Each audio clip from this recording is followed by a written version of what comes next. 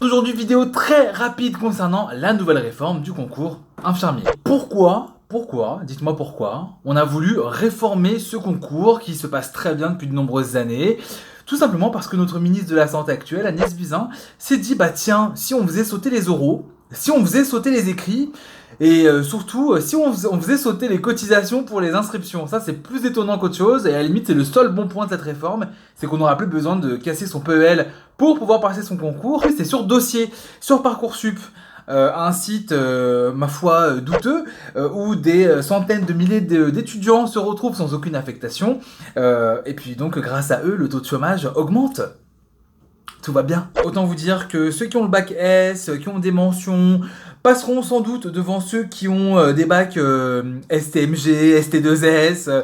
Voilà, c'est malheureux à dire, mais c'est sans doute la vérité. D'autre part, faut savoir que si vous avez également cassé votre PEL ou le PEL de votre frère, pour faire une pour faire une prépa infirmière, il se peut que votre dossier soit valorisé. Mais est-ce qu'on a tous la même notion du mot valoriser ?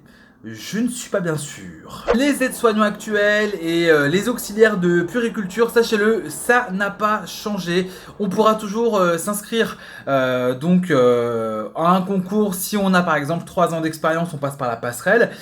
Pour ceux qui ont le bac, on peut s'inscrire en étant aide-soignant directement sur Parcoursup sans attendre les 3 ans d'expérience. Et pour ceux qui n'ont pas le bac, eh ben, écoutez, ma foi, bon courage, ou bien sinon, vous pouvez aller à la campagne, en Creuse, il me semble qu'il y a 2-3 vaches à traire. Pour retenir, plus d'écrit, plus d'oral, du dossier, une valorisation si vous avez fait une prépa infirmière.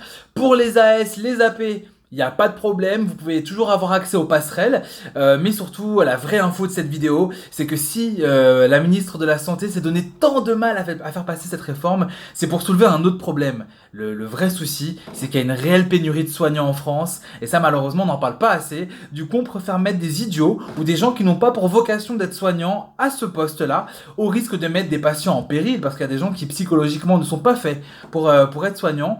Mais ça c'est pas trop grave, hein, on s'en fout. Puisque le jour où il y aura un malheur, Agnès Buzyn sera sans doute déjà destituée de ses fonctions, et ça sera plus son problème. Voilà, bienvenue en France.